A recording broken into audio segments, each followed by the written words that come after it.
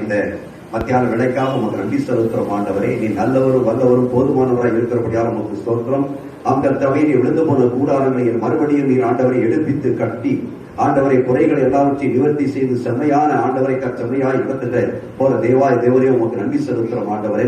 தொடர்ந்து உடைய வல்லமுள்ள கரங்கள் இடத்தில் இருப்பதாக செவிகள் ஆண்டவரே திறந்தவனாய் இருந்து ஆண்டவருடைய வார்த்தைகளுக்கு செவி கொடுத்து கேட்டு கர்த்தாவே அதன் மீதியாக தன் வாழ்க்கையை கட்ட நீ கிருபிச்சுமையாக நாங்கள் ஜெபிக்கிறோம். உங்களுடைய கரத்தில் ஒப்புக் கொடுக்கிறோம். இயேசுவின் நாமத்தில் ஜெபிக்கிறோம் பிதாவே. ஆமென் ஆமென். ஹல்லேலூயா. கர்த்தருடைய நாமம் மகிமைப்படுவதாக. வாசிக்கலாம். அப்போஸ்தலர் 15ஆம் அதிகாரம் 17ஆம் வசனத்தை வாசிக்கலாம். 16, 17 வாசிக்கலாம். எப்படி எனில் மற்ற மனுஷரும் என்னுடைய நாமம் தரிக்கப்படும் சகல ஜாதிகளும் கர்த்தரை தேடும்படிக்கு நான் இதற்கு பின்பு திரும்பி வந்து விழுந்து போன தாவீதின் கூடாரத்தை மறுபடியும் எடுப்பித்து அதிலே பழுதாய் போனவைகளை மறுபடியும் சீர்படுத்தி அதை செவ்வையாக நிறுத்துவேன் என்று இவைகள் எல்லாவற்றையும் செய்கிற கர்த்தர் சொல்லுகிறார் என்று எழுதியிருக்கிறது. எழுதியிருக்கிறது என்று சொல்லப்பட்டிருக்கிறபடினாலே எங்கே எழுதப்பட்டிருக்கிறது? நீங்கள் ஆமோஸ் புஸ்தகம் 9ஆம் அதிகாரம் 11, 12 வாசியுங்கள். Amos 9, 11, 12. Hallelujah. Thank you master. ஏதோமில் மீதியானவர்களையும் என் நாமம் விளங்கிய சகல ஜாதிகளையும் வசமாக்கி கொள்ளும்படிக்கு அந்நாளிலே விழுந்து போன தாவீதின் கூடாரத்தை நான் திரும்ப எடுப்பித்து அதன் திறப்புகளை அடைத்து அதில் பாழாய் போனதை சீர்படுத்தி திரும்ப கட்டி பூர்வ நாட்களில் இருந்தது போல அதை ஸ்தாபிப்பேன் என்று இதை செய்கிற கர்த்தர் சொல்லுகிறார். அல்லேலூயா. கர்த்தர் சொல்லுகிறார் என்று எழுதி இருக்கிறது. ஆமோஸ் தீர்க்கதரிசனமாய் சொல்லப்பட்ட அந்த தீர்க்க தரிசனத்தை அப்போஸ்தலர் நடவடிக்கைகளே நாம் பார்க்கிறோம். அல்லேலூயா. Praise the Lord. இதுதான் இந்த மாதத்தினுடைய வாக்குத்தத்தமாக இருக்குது. 17ஆவது வசனம் அப்போஸ்தலர் 15, 17. அருமையான தேவனுடைய பிள்ளைகளே, விழுந்து போன கூடாரத்தை மறுபடியும் எடுப்பித்து கட்டுகிற தேவன். இதனுடைய தலைப்பு விழுந்து போகிற கூடாரத்தை மறுபடியும் எடுப்பித்து கட்டுகிற தேவன். அதை ஆங்கிலத்தில் சொல்ல சொன்னால் அவர் சொல்லுகிறார், I will build again the tabernacle which is fallen down. God says. தேவனாகிய கர்த்தர் சொல்கிறார், I will build again. நான் திரும்பமாக என்ன செய்வேன்? கட்டுவேன். கூடாரத்தை கட்டுவேன். விழுந்து போன கூடாரத்தை திரும்பமாக நான் கட்டுவேன் என்று சொல்லி தேவனாகிய கர்த்தர் தீர்க்க தரிசனமாக சொல்லிருக்கக்கூடிய வார்த்தைகள் தான் இன்றைய தளத்திலே பார்க்கிறோம். அருமையான தேவனுடைய பிள்ளையே, அங்கே இதை பற்றி அவர் சொல்லுவோம். நாம் சொல்ல வேண்டும் என்று சொன்னால் இவர்களுடைய சபையினுடைய நாட்களையும் அவருடைய இரண்டாம் வருகையினுடைய நாட்களையும் குறித்து இதை அவர் சொல்லுகிறதாக நாம் பார்க்க முடியும். அதே நேரத்திலே இஸ்ரவேல் ஜனங்கள் விழுந்து போன அந்த காரியங்களை திரும்பமாக அவர் எடுப்பித்து கானான் தேசத்திற்கு கொண்டு வந்து அங்கே அதை கட்டுகிற ஒரு காரியத்தையும் நாம் இங்கே பார்க்க முடியும். அருமையாளர்களுடைய பிள்ளை நாம் பார்ப்போம் என்று சொன்னால் அங்கே விழுந்து போன கூடாரம் என்று சொல்லுகின்ற பொழுது ஒரு மனுஷனுடைய வாழ்க்கையில எதையெல்லாம் விழுந்து போயிருக்கிறதோ, எதெல்லாம்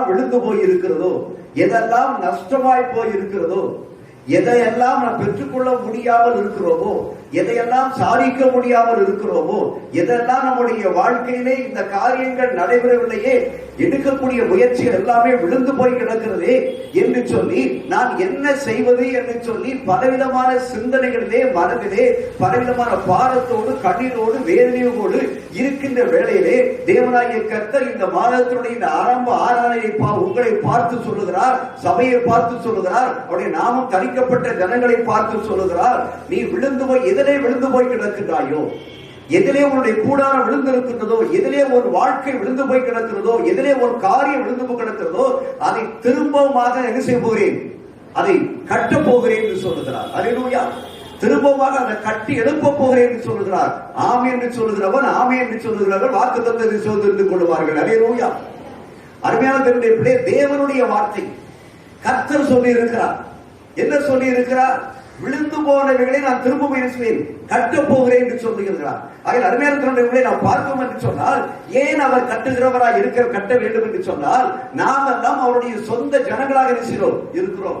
நாம் எல்லாம் அவருடைய வீடாக இருக்கிறோம் என்று சொல்லி பரிசுத்த வேதாகமத்திலே பார்க்கிறோம். கொரிந்தியரை வாசிப்போம்னா நாமே அவருடைய ஆலயமாய் இருக்கிறோம் என்று சொல்லி பார்க்கிறோம். இப்படியாக பார்க்கின்ற வேளையிலே அவர் சிரிக்கக்கூடிய காரியம் என்று சொன்னால், ஆதியிலே அருமையான தேவனுடைய பிள்ளையே, ஏன் இது தேவனாய கர்த்தர் கட்டினார், தேவனாய கர்த்தர் நம்மளை உருவாக்கினார். கற்பத்தின் கனி கர்த்தரால் வந்தது. அவர் கர்த்தர் வீட்டை கட்டாராயில் கட்டுரை பிரயாசம் விருதா. கர்த்தர் வீட்டை கட்டுகிறார், நம்முடைய வீட்டை கட்டுகிறார், நம்மளை கட்டுகிறார், நம்முடைய குடும்பத்தை கட்டுகிறார், நம்முடைய தொழிலை கட்டுகிறார். இப்படிப்பட்ட எல்லா காரியங்களையும் அவர் செய்து முடிப்பவர், அவர் கட்டுகிறவர், அவர் தான் கட்டுகிறார். ஆனால் அவர் கட்டுகிறார், அந்த கட்டுகளிலே சில விதமான பழுதுகள் விழுந்த உடனேயே அது கீழே விழுந்து விடுகிறது. பழுதுகள் விழுந்து கடந்த நாட்களை நீங்க பார்த்திருக்க முடியும். 5 மாடு கட்டிடமானது இடிந்து கீழே விழுந்தது. அதில் அநேகவர் இருக்கிறார்கள், மறித்து போனார்கள். ஏன் கீழே விழுந்தது? கட்டப்பட்ட வீடுதான், மாடி வீடுகள் தான், அபார்ட்மெண்ட் தான். ஏன் கீழே விழுந்தது? அதில் பழுது ஏற்பட்டு விட்டது. அந்த பழுது ஏற்பட்டு விட்டவுடனே, குறை ஏற்பட்டு விட்டே அது கீழே விழுந்து விடுகிறது.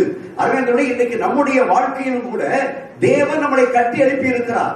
தேவனாய கர்த்தர் நம்மளை ரட்சித்து இருக்கிறார். வெளியேறப்பட்ட ரத்தத்தை சிந்தி நம்ம ரட்சித்து இருக்கிறார். அதை பார்ப்போம் என்று சொன்னால், அருமையான தேவனுடைய பிள்ளையே, அல்லேலூயா பிரைஸ் தி லார்ட். ஏன்னா அதிலே அது பழுதாய் போனவைகளை மறுபடியும் சீர்படுத்தி கட்டுகிற தேவனாக நம்முடைய தேவன் இருக்கிறபடியாலே அது தீர்க்கதரிசனம் சொல்லுகிறது. ஆதியிலே நாம் பார்ப்போம் என்று சொன்னால், ஆதியிலே ஆதாமையும் ஏவாளையும் கட்டுவித்தவர் யார்? உருவாக்கினவர் யார்? தேவனாய கர்த்தர் உருவாக்கினார். அவர் உருவாக்கி எங்கே கொண்டு வைத்தார்? மண்ணினாலே உருவாக்கினார். மண்ணினாலே உருவாக்கி அவர்கள் இருவரையும் திருப்பி எங்கே கொண்டு வைத்தார்? ஏதேனும் தோட்டத்திலே கொண்டு வைத்தார். ஏதேனும் தோட்டம் ஒரு செழிப்பான ஆசீர்வாதமான ஒரு தோட்டமாக இருந்தது. ஆக அவர் கட்டினார். அவர் கட்டினதை வைப்பதை எங்கதான் வைப்பார்?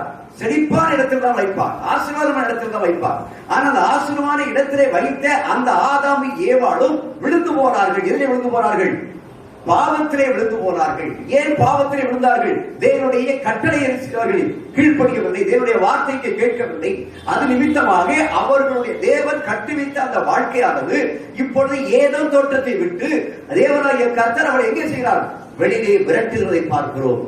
வெட்டுகள் மட்டும்தான் நீங்க நன்றாக வாசித்து பார்ப்பீங்க சொன்னால், திரும்பவுமாக அந்த ஏதேன் தோட்டத்துக்குள்ளே அவர்கள் வந்து விடக்கூடாது என்பதற்காக அவங்க என்ன செய்கிறார்? அங்கே சுடரொளி பட்டயத்தை என்ன செய்கிறார்? வைக்கிறதை பார்க்கிறோம். அந்த பாதை வழியாக திரும்ப வந்துவிடக்கூடாது சுடரொளி பட்டயத்தை வைக்கிறதை பார்க்கிறோம். ஏன் என்று சொன்னால், அதற்குள்ளே வர வேண்டிய மனுஷன் தான், ஆனால் அவன் சரியாக கட்டப்பட்டு உள்ளே வர வேண்டும். அல்லேலூயா. அவன் சரியாக ரட்சிக்கப்பட்டு உள்ளே வர வேண்டும். அவன் சரியாக மனம் திரும்பி உள்ளே வர வேண்டும் என்ற அந்த இதுலதான் தேவனாகிய கர்த்தர் அங்க ஒரு தடைக்கல்லாக இருக்கிறார், ஒரு தடுப்பு சுவரை நடந்து வைத்திருந்ததை பார்க்கிறோம். இதை தீர்க்க தரிசனங்களாக பார்ப்போம் என்று சொன்னால், நீங்க ஏசாயா தீர்க்க தரிசன புஸ்தகம் 9ஆம் அதிகாரம், ஏசாயா 9ஆம் அதிகாரம், அல்லேலூயா பிரைஸ் தி லார்ட், 6வது வசனத்தை 7வது வசனத்தை வாசியுங்கள். நமக்கு ஒரு பாலகன் பிறந்தார், நமக்கு ஒரு குமாரன் கொடுக்கப்பட்டார். கர்த்தத்துவம் அவர் தோளின் மேல் இருக்கும். அவர் நாமம் அதிசயமானவர், ஆலோசனை கர்த்தர், வல்லமையுள்ள தேவன், நித்திய பிதா, சமாதான பிரபு எனப்படும். தாவீதின் சிங்காசனத்தையும் அவருடைய ராஜ்யத்தையும் அவர் திடப்படுத்தி அதை இது முதற்கொண்டு என்றென்றைக்கும் நியாயத்தினாலும் நீதியினாலும் நிலைப்படுத்தும்படிக்கு அவருடைய கர்த்தத்துவத்தின் பெருக்கத்திற்கும் அதன் சமாதானத்திற்கும் முடிவில்லை. சேனைகளின் கர்த்தருடைய வைராக்கியம் இதை செய்யும். அல்லேலூயா பிரைஸ் தி லார்ட். நமக்கு ஒரு பாலகன் பிறந்தார். அருமையான தேவனுடைய பிள்ளை, ஆண்டவரை இயேசு கிறிஸ்துவுடைய பிறப்பு எப்படிப்பட்ட பிறப்பு என்று சொன்னால், விழுந்து போன மனிதனை, விழுந்து போன வாழ்க்கையை திரும்பமாக எழுப்பி கட்டிப்பதற்காகத்தான் பிதாவாகிய தேவனுடைய குமாரனாய் இயேசு கிறிஸ்துவை இந்த பூமிக்கு அனுப்பினார் என்று சொல்லி பார்க்கிறோம். அதைத்தான் நாங்கள் சொல்றோம். தாவீதின் சிங்காசனத்தையும் ராஜ்யத்தையும் அவர் திடப்படுத்தி அதை இது முதற்கொண்டு என்றைக்கும் நியாயத்திலும் நீதியினாலும் நிலைப்படுத்தும்படிக்கு, அல்லேலூயா, தாவீதினுடைய சிங்காசனம், தாவீதுடைய கூடாரம் விழுந்து போய்விட்டது. தேவனால் உருவாக்கப்பட்ட தேவனுடைய பிள்ளைகள் விழுந்து போய்விட்டார்கள். தேவனால் உருவாக்கப்பட்ட ஆதாமும் ஏவாளும் இருக்கிறார்கள், விழுந்து போய்விட்டார்கள். அவருடைய சாயலாக உருவாக்கப்பட்ட இரண்டாம் ஆதமாகிய ஆண்டவராய் இயேசு கிறிஸ்துவை பிதாவாகிய தேவன் இந்த பூமிக்கு அனுப்புகிறார் என்று சொன்னால் விழுந்து போன ஜனங்களை திரும்பமாக கட்டி எழுப்புவதற்காக. அல்லேலூயா. அறிஞர்களுடைய அவர் ஏன் சும்மா வரலையா? ஏதோ கிறிஸ்துமஸ் கொண்டாடுறதுக்கு அவர் வரல. எல்லா ஜனங்களும் நான் பிறந்திருக்கிறேன் என்று சொல்லி கொண்டாடுங்கள் என்பதற்காக அவர் இந்த பூமியிலே பிறக்கவில்லை. அவர் இந்த பூமியிலே வந்ததுடைய காரியம் எல்லாரும் நல்ல டிரெஸ் எடுத்து கட்டி என்னை கொண்டாடுங்கள், என்னை வெற்றி கொண்டாடுங்கள் என்பதற்காக இந்த பூமியிலே பிறக்கவில்லை. அருமையான தேவனுடைய பிள்ளையே, அவர் விழுந்து போன ஜனங்கள், பாவத்திலே விழுந்து போன ஜனங்கள், ரட்சிப்பை இழந்த ஜனங்கள், தேவனுடைய ஆசீர்வாதத்தை இழந்த ஜனங்கள் திரும்பமாக அவர்கள் என்ன செய்ய வேண்டும்? எழுப்ப வேண்டும். திரும்பமாக அவர்கள் எழுந்து ஆசீர்வாதத்தை பெற்றுக் கொள்ள வேண்டும். அந்த பாவத்திலிருந்து அவர்கள் விடுதலையாக ரட்சிப்பை பெற்றுக் கொள்ள வேண்டும் என்பதற்காகத்தான் என் ஆண்டவராய் இயேசு கிறிஸ்து இந்த பூமியிலே வந்து பிறந்தார் என்று சொல்லி பார்க்கிறோம். விழுந்து போன வாழ்க்கையை திரும்பமாய் கட்டுவதற்காக, விழுந்து போன குடும்ப வாழ்க்கையை திரும்பமாய் நிறைவேற்றுவதற்காக, விழுந்து கொடுக்கக்கூடிய ஆசீர்வாதத்தை திரும்பமாய் நாம் பெற்றுக் கொள்வதற்காக. அருமையான தேவனுடைய, அது மட்டுமல்ல, நீங்கள் அதை பார்ப்பீர்கள் சொன்னால் தானியேல் தீர்க்கதரிசன புத்தகம் 7ஆம் அதிகாரம் அந்த ஒரு தீர்க்கம் சொல்லப்பட்டது 1040 பக்கம். அல்லேலூயா, பிரைஸ் தி லார்ட். 7ஆம் அதிகாரம் 13, 14 தரிசனங்களிலே நான் பார்த்து கொண்டிருக்கையில் இதோ மனுஷகுமாரனுடைய சாயலான ஒருவர் வானத்து மேகங்களுடனே வந்தார். அவர் நீண்ட ஆயுசுள்ளவர் இடமட்டும் வந்து அவர் சமீபத்தில் கொண்டு வரப்பட்டார். சகல ஜனங்களும் ஜாதியாரும் பாஷைக்காரரும் அவரையே சேவிக்கும்படி அவருக்கு கர்த்தத்துவமும் மகிமையும் ராஜரீகமும் கொடுக்கப்பட்டது. அவருடைய கர்த்தத்துவம் நீங்காத நித்திய கர்த்தத்துவமும் அவருடைய ராஜ்யம் அழியாதமாய் இருக்கும். தேவனுடைய ராஜ்யத்தை யாரும் முடியாது, அழிக்க முடியாது. எவன் ஒருவன் ரட்சிக்கப்பட்டிருக்கிறானோ அவர் யார் எங்கே பிரவேசிக்கிறான்? தேவனுடைய ராஜ்யத்திற்குள்ளே பிறக்கிறான். பாவத்திலே விழுந்து கிடக்கக்கூடிய ஒரு மனுஷன் ஆண்டவராய் இயேசு கிறிஸ்து ரத்தத்தாலே ஒருவன் மீட்கப்பட்டிருக்கிறார் என்று சொன்னால் அவர் எங்கே வந்து கட்டப்பட்டிருக்கிறான்? தேவனுடைய ராஜ்யத்திற்குள்ளே வந்து அவர் கட்டப்படுகிறவனாய் காணப்படுகிறான். வெளியே கிடக்கிறவனை, ஒளியான சேற்றிலே விழுந்து கிடக்கிறவனை. அதற்குத்தான் சொல்கிறார், தரிசனங்களினாலே நான் பார்த்துக் கொண்டிருக்கையில் இதோ மனுஷகுமாரனுடைய சாயலான ஒருவர் வானத்து மேகங்களுடனே வந்தார். அவர் நீண்ட ஆயுசுள்ளவர் இடமட்டும் வந்து அவர் சமூகத்தில் கொண்டு வரப்பட்டார். அல்லேலூயா.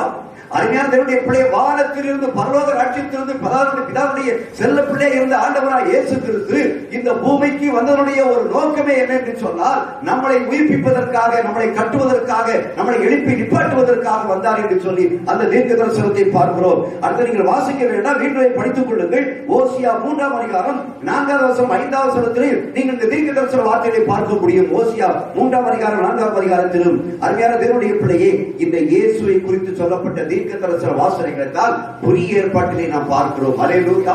நீங்கள் லூக்கா 1ஆம் அதிகாரம் 32, 33 வாசியுங்கள். லூக்கா 1:32, 33. அவர் பெரியவராயிருப்பார், உன்னதமானுடைய குமாரன் எனப்படுவார். கர்த்தராகிய தேவன் அவருடைய பிதாவாகிய தாவீதின் சிங்காசனத்தை அவருக்கு கொடுப்பார்.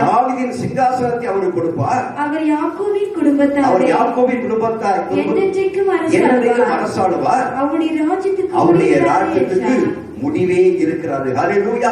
ஆண்டவராய் இயேசு கிறிஸ்துவினுடைய பிறப்பினுடைய அந்த காரியத்தை குறித்து சொல்லும் பொழுதுதான் அங்கே சொல்லப்பட்டு அருமையானவருடைய பிள்ளை தூதன் சொல்லுகின்றார், தேவதூதன் சொல்லுகின்றார், அவர் பெரியவராக இருப்பார், உன்னதமானுடைய குமாரன் எனப்படுவார். கர்த்தராகிய தேவன் அவருடைய பிதாவாகிய தாவீதின் சிங்காசனத்தை அவருக்கு கொடுப்பார். அல்லேலூயா.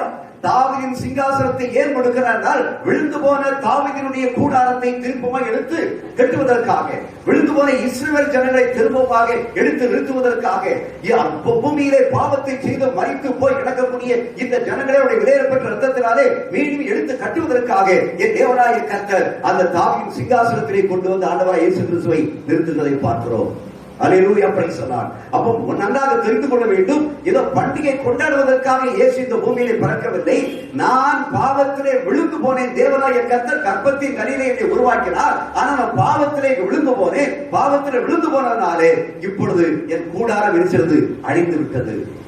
என்னுடைய வாழ்க்கை பாவத்திலே நிர்மலமாய் கிடக்கிறது.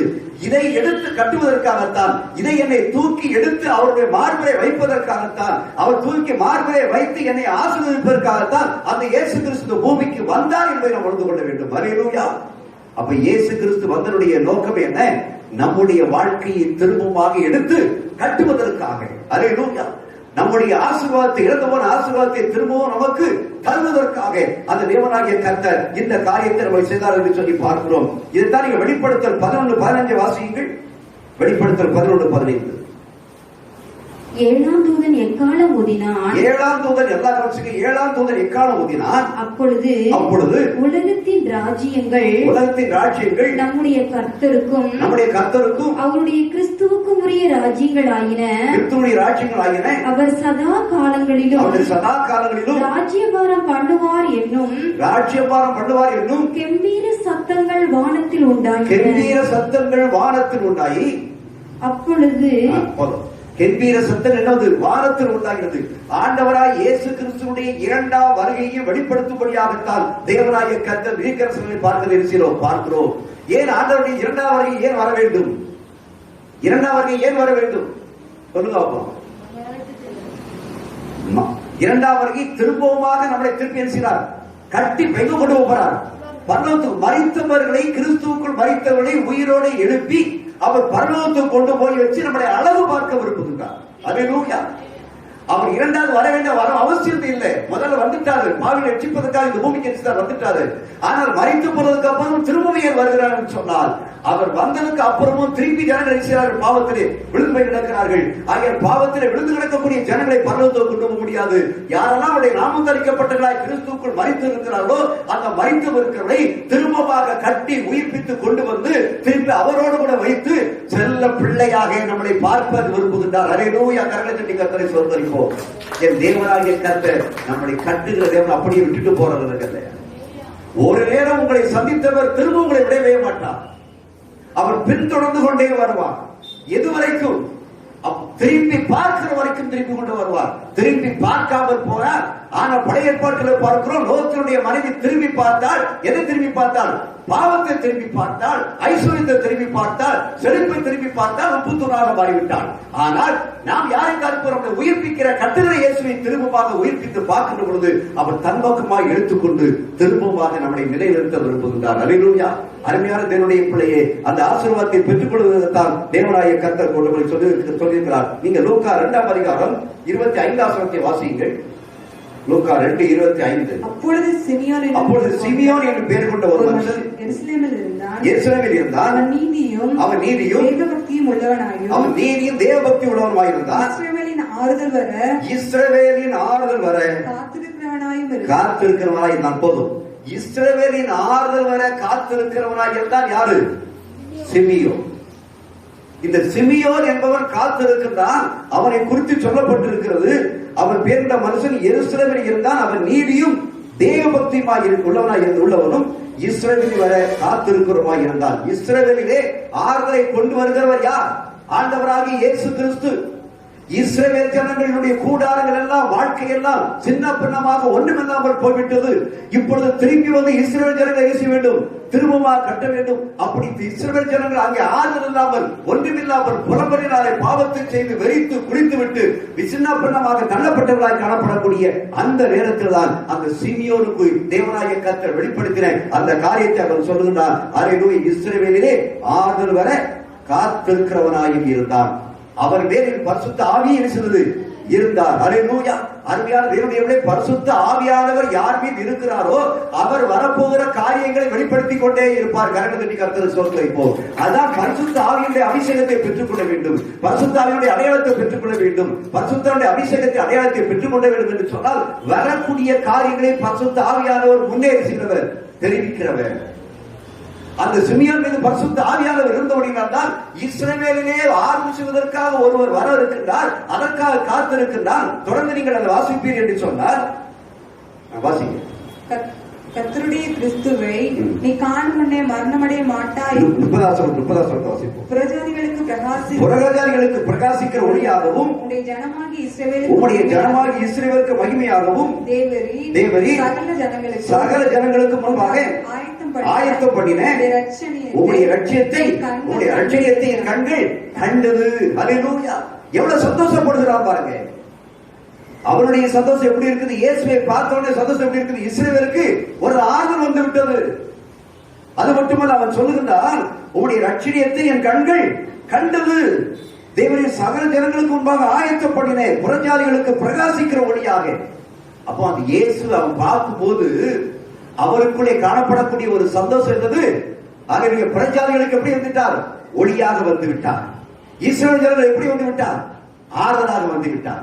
இஸ்ரவேல் ஜனங்களுக்கு ஆறுதல் கொடுப்பதற்காக வந்திருக்கிறார். புறஜாதியாகிய நமக்கு இருளான பாவ இருளிலிருந்து நமக்கு வெளிச்சத்தில் கொண்டு வரக்கூடிய அதற்காகத்தான் வந்திருக்கின்றார். அதற்குத்தான் சந்தோஷப்படவே ஒழிய ஏதோ டிசம்பர் 25 ஒரு கொண்டாட்டம் இருக்கல்ல. அது ஒவ்வொரு வருஷமும் டிசம்பர் 25 வந்துட்டு தான் இருக்கும். ஆனால் அருமையானவர்களே, நமக்குள்ளே காணப்படக்கூடிய இயேசு பிறந்திருக்கிறார். இதற்காக எனக்கு ஒளியாக பிறந்திருக்கிறார். இஸ்ரவேலுக்கு ஆறுதல் செய்வதற்காக பிறந்திருக்கிறார். என் பாவத்தை மீட்பதற்காக பிறந்திருக்கிறார். அதற்காக நான் சந்தோஷப்படுறேன் சொல்லணுமே ஒழிய வேற கொண்டாட்டத்திற்காக புதிய ட்ரெஸ் எடுத்திருப்பதற்காக அல்ல. அருமையான தேவனுடைய பிள்ளையை ட்ரெஸ் எடுக்கிறது தப்பு இல்லை. ஏன்னு சொன்னா, காணாமல் போன இளையவன் திரும்பமாக இருக்கிறான். திரும்பமாக உயிர்ப்பித்து வரும்போது அந்த தந்தை திரும்பமாக இருக்கிறார். அவனுக்கு நல்ல ஆடைகளை கொடுத்து மோதிரையை போடுகிறோம், மோதிரத்தை போடுகிறதை பார்க்கிறோம் என்று சொன்ன சந்தோஷம் தான், சந்தோஷத்தை கொண்டாடுங்கள் தான். ஆனால் அவனுடைய இருதயத்தில் இருக்கப்பட வேண்டும். நான் நினைச்சதை புதுப்பிக்க என்னுடைய வாழ்க்கையை செய்ய வேண்டும், புதுசாக கட்டப்பட வேண்டும். இனி பழைய வாழ்க்கை தேவையில்லை. இயேசுவை அறிந்து கொண்டேன், இயேசுவை மெய்யான தேவனை தெரிந்து கொண்டேன். ஆகியாலே நான் கிறிஸ்துவுக்குள்ளாக நாளுக்கு நாள் செய்ய வேண்டும், கட்டப்பட்டுக் கொண்டிருக்க வேண்டும். தேவனாய கர்த்தர் என்னை கட்ட வேண்டும் என்று விரும்புகிறார், என்னை எழுப்ப வேண்டும் என்று விரும்புகிறார், என்னை ஆசீர்வதிக்க வேண்டும் என்று விரும்புகிறார், சுகமான வாழ்க்கை இருக்க வேண்டும் என்று விரும்புகிறார், நான் கையிட்டு செய்யக்கூடிய தொழிலெல்லாம் ஆசீர்வாதமாக இருக்க வேண்டும் என்று சொல்லி விரும்புகிறார்.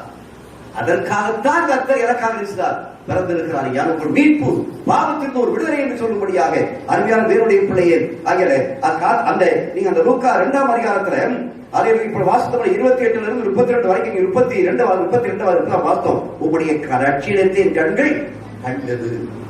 அருமையான எவ்வளவு சந்தோஷப்பட்டு சொல்றான் பாருங்க. என் கண்கள் உண்மையை செய்யா கண்டதையா. இயேசுவை கண்டவுடனே அவனுக்கு சந்தோஷம், மகிழ்ச்சி. அதனால இயேசு நமக்குள்ள பிறந்தா எப்படி இருக்கணும்? சந்தோஷமா இருக்கணும். நமக்குள்ள பிறந்திருக்கிறார், பிறகுலையா பிறந்திருக்கிறார். ஆனா பிறந்திருக்கிறதுனால ஏன் நமக்கு வரக்கூடிய பிரச்சனைகள் வந்து கொண்டிருக்கிறது என்று சொல்லியா, இன்று நம்முடைய உத்தமத்தில் அரசியல உறுதியாக இருக்கிற, தேவனை பற்றி உத்தமத்தில் உறுதியாக இருக்கிற நீங்கள் வாசிப்பீர்கள் என்று சொன்னால் மத்தேயு 1:21 வாசியுங்கள். மத்தேயு 1:21. அவர் எதற்காக வந்தார்? அவர் ஒரு குமாரனை பெறுவாள், அவருக்கு இயேசு என்று பெயரிடுவாயாக. இயேசு என்று பெயரிடுவாயாக. ஏனெனில் அவர் தமது ஜனங்களின் பாவங்களை நீக்கி அவரை ரட்சிப்பார் என்ற ஹல்லேலூயா. அருமையானவர்களே, ஆண்டவராய் இயேசு கிறிஸ்து எதற்காக பிறந்தார்? நம்முடைய பாவங்களை நீக்கி ரட்சிப்பதற்காக. நம்ம பிறந்தவர்கள் உண்மைதான், ஒரு மனுஷனுக்கும் பிறந்தது உண்மைதான். ஆனால் பாவத்தில் விழுந்து போய் கிடந்து விட்டோம். பாவத்தில் விழுந்து போய் கிடந்தனாலே நம்மளை திரும்பமாக எடுத்து நிறுத்துவதற்காகத்தான் அந்த இயேசு வந்தார் என்று சொல்லி பார்க்கிறோம். நான் 1 தீமோத்தேயு 1:15 வாசினா, பாவிகளை ரட்சிக்க கிறிஸ்து இயேசு உலகத்தில் வந்தார், நம்மளை திரும்பமாக கட்டுவதற்காக, நம்முடைய பழைய வாழ்க்கையிலிருந்து விடுபட்டு புதிய அனுபவத்தை பெற்றுக் கொள்வதற்காக, இடிந்து விழுந்து போன வீட்டை திரும்பமாக எடுப்பித்து ஒரு புதிய வீடாக கட்டுவதற்காக, விழுந்து போன தொழிலை திரும்பமாக எடுத்து புதுப்பித்து கட்டுவதற்காக, விழுந்து போயிருக்கக்கூடிய குடும்பத்தை திரும்பமாக எடுத்து அவருடைய பார்வையில் வெளியேற பெற்ற ஒரு குடும்பமாய் காட்டுவதற்காக என்னை தெரிந்து கொண்டவருடைய நோக்கமே அதையா. நான் விழுந்து போய் கிடந்தேன், என்னை என் தேவனாய் கர்த்தர் பிரகாசிக்க வேண்டும் என்று சொல்லி அறிவித்தார், என்னை தெரிந்தெடுத்திருக்கிறார் என்று சொல்ல முடியும். ஆகிய அருமையான தேவனுடைய பிள்ளை, ஆகிய கிறிஸ்து இயேசு இந்த உலகத்திற்கு வந்ததனுடைய நோக்கமே என்ன? நம்மளை திரும்பமாக எடுத்து கட்டுவதற்காக. அல்லேலூயா, பிரைஸ் தி லார்ட். பிரஜாதிகள் சந்திக்கப்பட வேண்டும், பிரஜாதிகள் ரட்சிக்கப்பட வேண்டும் என்பதற்காக அவர் திரும்பமாக அவர் அந்த பூமியிலே பிறந்தார். ஆனால் வைத்தார், திரும்பமாக என்ன செய்ய போறார்? நம்மளை திரும்பமாக அவரோடு கூட வைக்கப் போகிறார் என்று சொல்லி பார்க்கிறோம். இந்த காரியத்தின் பற்றி சுருக்கமாக இன்னொரு காரியத்தை சொல்லி முடிக்க விரும்புகிறேன். அல்லேலூயா, பிரைஸ் தி லார்ட். அருமையானவர்களே, அதனால ஒன்றை புரிஞ்சுக்கணும், நல்லா புரிஞ்சுக்கணும். இயேசு எதற்காக வந்தார்? என்னை திருப்பி கட்டுவதற்காக வந்திருக்கிறார். அந்த ஒரு எண்ணம் இருந்தா போதும், அந்த ஒரு பயம் இருந்தா போதும், அந்த அந்த அந்த இருதயத்தில் அப்படிப்பட்ட ஒரு விசுவாசம் இருந்தா போதும். நிச்சயமா தேவனாகிய கர்த்தருடைய கரம் நம்மளை விஷயம் கட்டும். அதான் கர்த்தருக்கிறோம் என் மேலங்க கடுகளவும் பயமில்லைங்க, கர்த்தருக்கிறோம் என் மேலங்க கடுகளவும் பயமில்லைங்க. கர்த்தருடைய கரம் மேல இருந்தா கொஞ்சம் கூட கடுகளவு கூட பயமே இருக்கக்கூடாது. நம்ம பயந்து பயந்து பயந்து பயந்து உயிருக்கே பயந்து அழுதும். உயிருக்கே சில பயந்து நடந்துட்டு இருக்கிறோம். உயிர் போனா யாருடைய உயிர்? அவருடைய உயிர், அவருடைய ஜீவன். அவர் போனா அவருக்கு தானே போகுது, இறக்க போகுது, பாதாளத்துக்கு போகுது. நம்ம எதுக்காக ஊரு பெண்களை பிரயாசம் பண்ணிட்டு இருக்கிறோம்? மரணத்துக்கு போனதான் பிரயாசம் பண்ணிட்டு இருக்கோம். அவன் எவ்வளவு சீக்கிரத்துல போடணும் அவ்வளவு சீக்கிரத்துல நினைச்சணும். அவர் எடுத்துக்கிட்டா சந்தோஷமா போகணும். ஆண்டவரே என்னைக்கு எடுத்தாலும் சரியா, நான் சந்தோஷமா வந்துடுறேன். வீட்டில் இருக்கக்கூடிய மனைவி பிள்ளைகளை பற்றி கவலையே இல்லை. ஏன்னு சொன்னா தேவன் அழைக்கிற ஒரு நாளைக்கு சேர்ந்து மாறாதீங்க. அதே நூயா பிரைஸ்தலார் ஆகிய அருமையான பிள்ளை நீங்கள் நமக்கு அதே அதற்கு தகுந்தபடியாக நான் ஒரு எடுத்துக்காட்டாக பார்ப்போம் என்று சொன்னால் நீங்க ஆதியாகமத்தை திருப்பிக் கொள்ளுங்கள். ஆதியாகமம் திருப்பிக் கொள்ளுங்கள். அதே நூயா பிரைஸ்தலார் ஆதியாகமத்துல அது 16ஆம் அதிகாரத்தை திருப்புங்கள். 16ஆம் அதிகாரத்தை, இந்த ஆதியாகமம் 16ஆம் அதிகாரத்தை திருப்பு என்று சொன்னால் அங்கே 2 நபர்களை நாம் பார்க்க முடியும். அதே நூயா பிரைஸ்தலார் யாரை பார்க்க முடியும்? ஆபிரகாம் அல்ல, ஆபிராம். அடுத்து யாராவது? சாராய். அந்த 2 கதாபாத்திரங்களை நாம் பார்க்க முடியும். அருமையான தேவனுடைய பிள்ளையே, அங்கே ஆதியாகமம் 16ஆம் அதிகாரத்துல முதல் வசனம் சொல்லுகிறது. என்ன சொல்லுகிறது? ஆபிரகாமினுடைய மனைவியாகிய சாராய்க்கு பிள்ளை இல்லாது இருந்தது. இவ பிள்ளை இல்லாது இருந்ததுங்கிறது என்னது? விழுந்து போச்சுன்னு அர்த்தம். இப்படித்தானே? என்னது? விழுந்து போச்சு, வாழ்க்கை விழுந்து போச்சு, பிள்ளை இல்லாது இருந்தது. அடுத்த 2வது வசனத்தை வாசிங்க.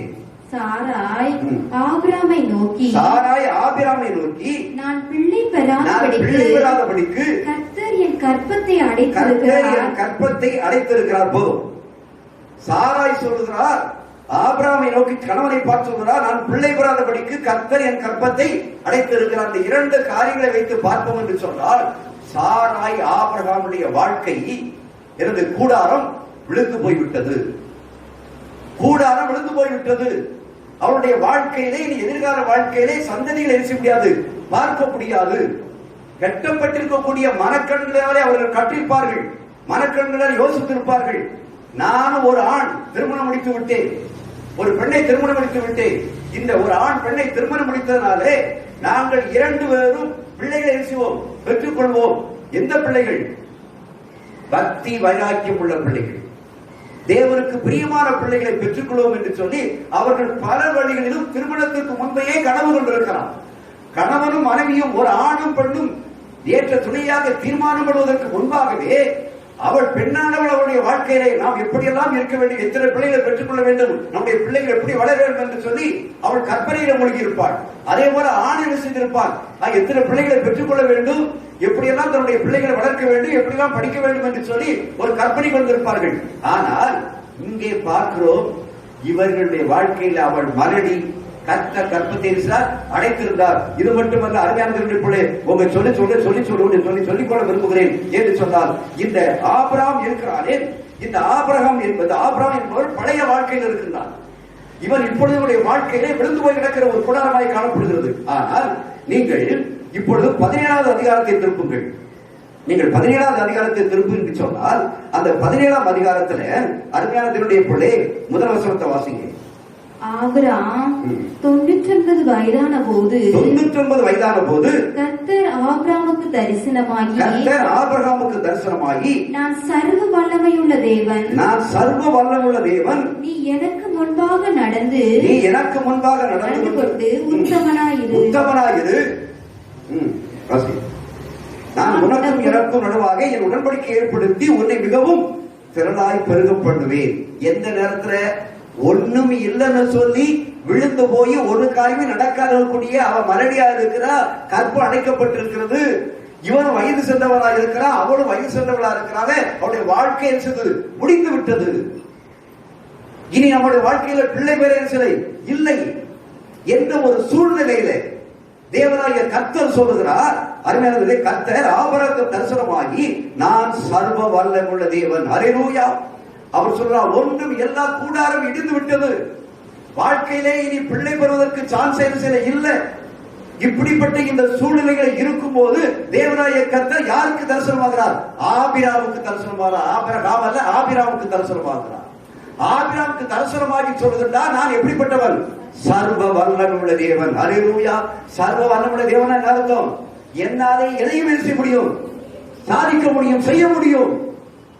நான் சர்வ வல்லமை படைத்தவன், நான் சர்வ வல்லமை படைத்தவன். என்னால எதையும் செய்ய முடியும், நீ என்ன செய்யாத, கவலைப்படாத, பயப்படாத என்ற தைரியத்தினுடைய வார்த்தை அது. நான் சர்வ வல்லமை படைத்தவன், எதையும் என்னால் செய்ய முடியும், இல்லாமையிலிருந்து எல்லாவற்றையும் என்ன செய்ய முடியும், உருவாக்க முடியும் என்று சொல்லிவிட்டு சொல்லுகிறாரு. நான் அது அப்படிப்பட்ட தேவன் தான். ஆனா நீ எப்படி இருக்கணும் சொல்ல பாருங்க. நீ எனக்கு முன்பாக என்ன செய்யணும், நடந்து கொண்டு இப்படி உத்தமனா இரு. உன் வாழ்க்கையில நீ கூட இடிந்து போய் கிடக்கிற, வாழ்க்கையத்தோட அழிஞ்சு போச்சு, வாரிசே கிடையாது, பிள்ளைகளே கிடையாதுன்னு சொல்லி நீ வேதனை உட்கார்ந்து இருக்கிற. ஆனா நான் எப்படிப்பட்டவன், சர்வ வல்லமை படைத்தவன்.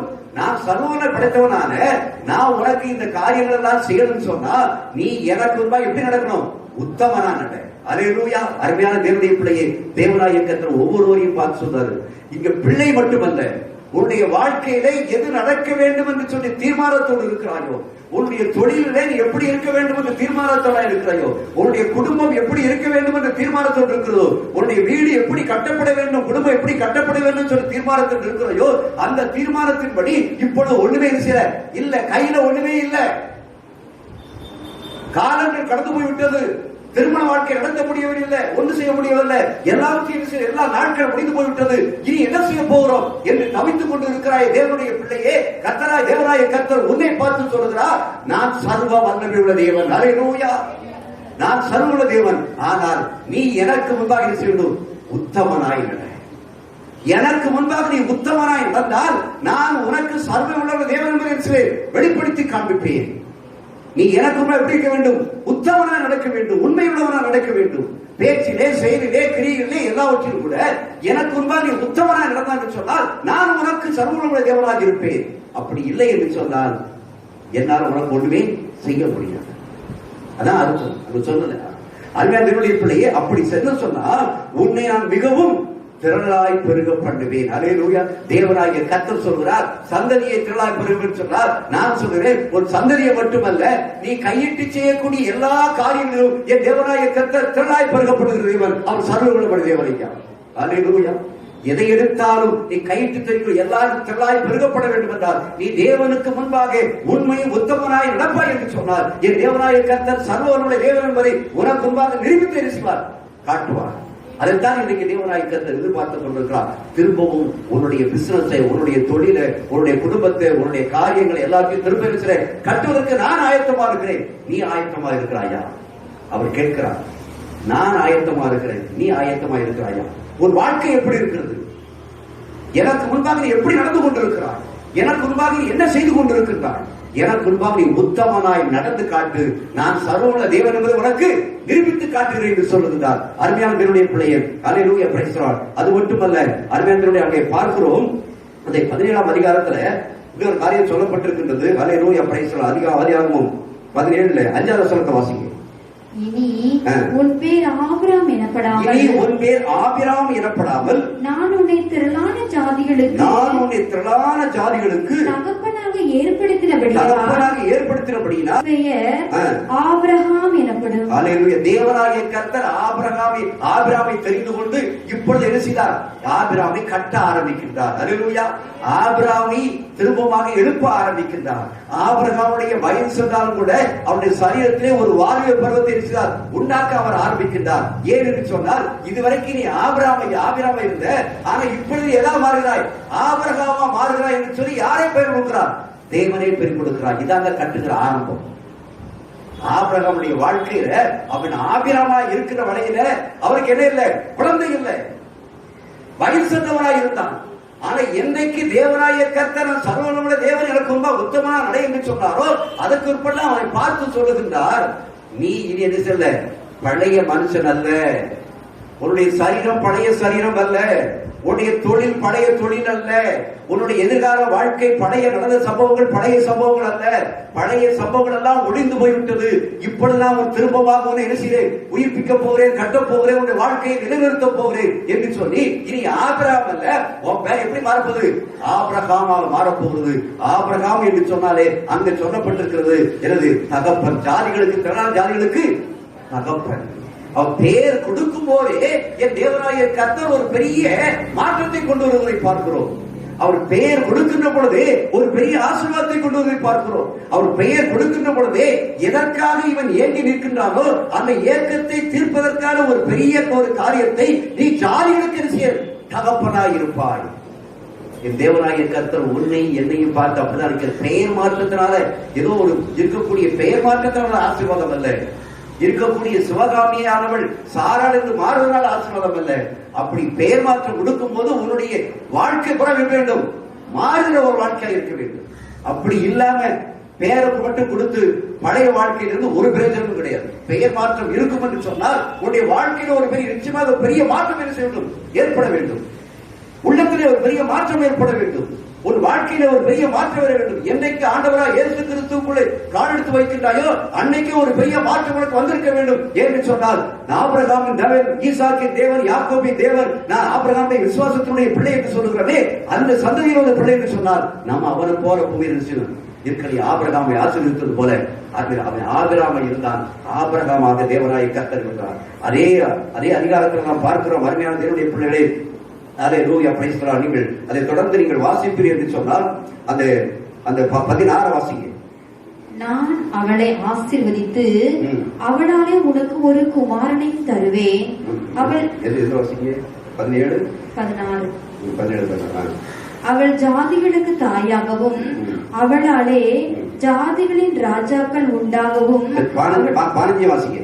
பின்னும் தேவன் ஆபிரகாமை நோக்கி, உன் மனைவி சாராய் இனி சாராய் என்று அழையாதிருப்பாயாக, சாராள் என்று அவளுக்கு பெயராயிருக்கும். இப்போ யார் மேலாம் மாத்துறாரு? ஆபிரகாமுடைய பேரை ஆபிரகாம் மாத்துறாரு. சாராயுடைய பேர் அப்படி மாத்தாரு, சாரான்னு மாத்துறாரு. இது பெயர் மாற்றம் மட்டுமல்ல, சரீரத்திலேயே ஒரு பெரிய மாற்றம், வாழ்க்கையிலேயே பெரிய ஒரு மாற்றம். இடிக்கப்பட்ட வாழ்க்கை, பாழிழந்த கட்டிடம், மற்றவர்கள் எல்லாம் பார்க்கும் போது மரடி மரடி என்று சொல்லுகின்ற பட்டங்கள் வரக்கூடிய மாற்றம். இப்படிப்பட்ட இந்த சூழ்நிலையில் தான் ஆபிரகாமை மட்டும் ஆபிரகாம் என்று மாற்றவில்லை, அந்த சாராய் இருக்கிறார், சாராள் என்று மாற்றுகிறாள். சாராள் என்றால் அருமையான தேவனுடைய பிள்ளையே, அதுக்கு இளவரசி என்று பெயர். இளவரசி என்று பெயர். இளவரசி என்பது மட்டுமல்ல, தேசத்திற்கும் ராஜாக்களுக்கும் தாய் என்று பெயர். யாருக்கெல்லாம்? தேசத்திற்கும் ராஜாக்களுக்கும் தாய். அப்ப தேசத்திற்கும் ராஜாக்களுக்கும் தாய் என்று சொன்னால் இவள் பெரிய ஒரு சந்ததியை என்ன செய்யப்படுறாள், உருவாக்க போகிறாள். இவருடைய சந்ததியில் இருந்து அவர்கள் ராஜாக்கள் என்ன செய்யப்படுறார்கள், வரப்போகிறார்கள். அருமையான அப்படிப்பட்ட சந்ததி. அப்ப ஆபிரகாமை ஆபிரகாம் என்று மாற்றினவர் சாராயை சாராள் என்று மாற்றுகின்ற பொழுதுதான் அப்பொழுது அங்கு இடிந்து கிடக்கக்கூடிய அந்த கூடாரம் திரும்பமாக சென்று கட்டப்படுகிறது. அந்த பெயர் மாற்றம் மட்டுமல்ல, அங்கே வாழ்க்கையில் ஒரு பெரிய மாற்றம் ஏற்படுது, அங்கே கட்டப்படுகிறது. அதை நீங்கள் தொடர்ந்து நீங்கள் வாசிப்பீர்கள் என்று சொன்னால் அருமையானவர்களே, தொடர்ந்து அதை வாசிங்கள். 17, 18, 19 வாசிங்க. அப்பொழுது ஆபிரகாம் முகங்குப்புற விழுந்து நகைத்து 100 வயதானவனுக்கு பிள்ளை பிறக்குமோ 90 வயதான சாராள் பிள்ளை பெறுவாளோ என்று தன் இருதயத்திலே சொல்லிக் கொண்டு கர்த்தர் சொல்லுகிறாரு, நான் உன்னை ஜாதிகளுக்கு தகப்பேன், இவா இளவரசி ராஜாக்களுக்கும் என்ன செய்து தாயா இருப்பான்னு சொல்லி கர்த்தர் சொல்லுகிறாரு. ஆனா இவன் என்ன சொல்றான்? இவன் எதான் பாக்குறான்? சரீரத்தை தான் பாக்குறான். பழைய செத்து போய் கீழே இளைய வீடுதான் இடிச்சு கிடக்குது, இந்த வீட்டை நான் மாடி வீடு ஆக்கி தருவேன்னு சொல்லுகிற. எப்படியா மாடி வீட்டை கையில ஒண்ணு கூட செய்யறேன், என்னால செய்வதற்கு ஒண்ணுமே இல்லை, என் உடம்புல ஒண்ணுமே இல்லை, நான் கிழமை, என் மனைவி கிழவி, வயதாய் போச்சுது, எங்களால் இப்படிப்பட்ட ஒரு சந்ததியை உருவாக்குறதுக்கு எல்லாரும் செஞ்சது முடியாது. எல்லாம் எடுத்த முயற்சி எல்லாம் வீணா போச்சுது, நான் செய்த தொழில் எல்லாம் வீணா போச்சுது, எல்லாம் நஷ்டமாகி போச்சுது. எவ்வளவோ முயற்சி பண்ணி பார்த்தேன், பல டாக்டர் போய் பார்த்தேன், பிள்ளை பெறுவதற்கு அறிகுறியே இல்லை. எத்தனையோ விதமான இடத்துல ஓடி அடைஞ்சு பார்த்தேன், திருமண காரியங்கள் ஒண்ணு நடக்கிற, எதையும் எடுத்தனால் கட்ட முடியல. ஆனால் தேவனாகிய இதுதான் ஆபிரகாம் எப்படி புலம்பினாரோ அந்த புலம்பலை தான் இன்னைக்கு யார்ட்ட ஒண்ணுமே இல்லையா, எப்படியா இந்த காரியத்தை என்னால செய்ய முடியும்? என்கிட்ட இருக்கிறதா நான் செய்ய முடியும், என்கிட்ட இல்லையே, நான் என்ன செய்வேன்? புலம்பாத உன் வாயிலிருந்து தீமையான வார்த்தைகளை வரவிடாத. தேவனாய கர்த்தர் வெளிப்பட்டவர் சர்வ வல்லமுள்ள தேவன். அல்லேலூயா. நம்முடைய தேவன் சர்வ வல்லமுள்ள தேவன். என்ன இருக்கிறதெல்லாம் இழந்து விட்டேன், இப்ப குடியிருக்கக்கூடிய வீடு மட்டும்தான் இருக்கு சொல்லாத. உன்னுடைய தேவன் சர்வ வல்லமுள்ள தேவன். எதையும் அவர் முன்னால் உனக்கு சாதிக்க கொடுக்க முடியும். அந்த தேவாதி தேவன் தான். அல்லேலூயா. எப்படித்தான் இந்த ஆபிரகாம் புலம்புறோம், அதான் நம்ம செய்யணும். அதுதான் முகம் குப்புற விழுந்து நகைத்து. என்னங்க சொல்றீங்க ஆண்டவர்? தேவன் சொல்றவர் என்ன சொல்றேன்? எனக்கு என்ன வயசாச்சு, காலம் முடிஞ்சு போச்சு, என் மனைவிக்கு காலம் முடிஞ்சு போச்சு. இன்னைக்கு நம்ம அதான் சொல்றோம், எல்லாத்தையும் இழந்துட்டேன், எல்லாத்தையும் இழந்துட்டேன். இனி குடும்பத்தை பிள்ளைகளை காப்பாற்ற வழி இல்லை. எல்லாம் பெரிய பெரிய கடன் பிரச்சனை, என்னால ஒண்ணும் செய்ய முடியாது. இனி என்ன செய்ய முடியும்? அப்படித்தான் தோற்றம். ஆனால் நீ தேவனுக்கு முன்பாக உத்தமனாய் நடக்கின்ற பொழுது, என் தேவனுக்கு முன்பாக உண்மையாய் நடக்கின்ற பொழுது, என் தேவனாய கர்த்தர் சர்வமுள்ள தேவன் என்பதை நினைத்து பார்த்து அவருக்கு முன்பாக இருக்கிறது போதும் என்று அறிந்து நீ தேவனுக்கு முன்பாக உண்மையாய் நடப்பாய் என்று சொன்னால் அவர்களுடைய வாழ்க்கையே செய்வார், மாற்றி அமைப்பார். அல்லேலூயா. வாழ்க்கையை மாற்றி அமைப்பார். அருமையான தேவனுடைய பிள்ளை, அது பார்க்கிறோம். தொடர்ந்து வாசிப்போம் என்று சொன்னால் 19 வாசிங்க. அப்பொழுது தேவன் உன் மனைவியாகிய சாராள் நிச்சயமாய் உனக்கு ஒரு குமாரனை பெறுவாள். அவனுக்கு ஈசாக்கு என்று பெயரிடுவாயாக. என் உடன்படிக்கையை உன் மனைவி சாராள் நிச்சயமாய் உனக்கு ஒரு குமாரனை பெறுவாள். சாராய் பெறுவாள் சொல்ல யார் பெறுகிறார்? சாராள். நாம புதுசா ஒரு சரியத்தை உருவாக்கி ஒரு பெண்ணை தந்திருக்கிறேன், அவர் இப்ப ஒரு வாலிப பிள்ளைன்னு சொல்றாரு. அல்லேலூயா, பிரைஸ் தி லார்ட். உன் பார்வைக்கு அவ கிழவி மலடி, ஆனா என்னுடைய பார்வைக்கு அவ எப்படி இருக்கிறார்? வாலிப பிள்ளை அப்படிங்கிறார். அல்லேலூயா. அந்த சாராயை நினைக்காத, இப்ப சாராள நினை. ஆபிரகாமை நினைக்காத, ஆபிரகாம நினை. யார நினைக்க போறீங்க? ஹலோ, யார நினைக்க போறீங்க?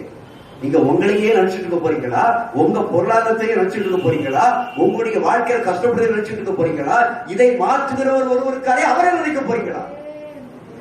எதையானாலும் சரி மாற்றுகிற தேவனால் எல்லாவற்றையும் சாதிக்க முடியும். செத்த சரீரத்தை உயிர்ப்பிக்கிற தேவனால் எல்லாவற்றையும் உயிர்ப்பிக்க முடியும். அருமையான தேவனுடைய பிள்ளையே, அப்படிப்பட்ட சூழ்நிலை தான் தேவனாய கர்த்தர் சொல்கிறாரு.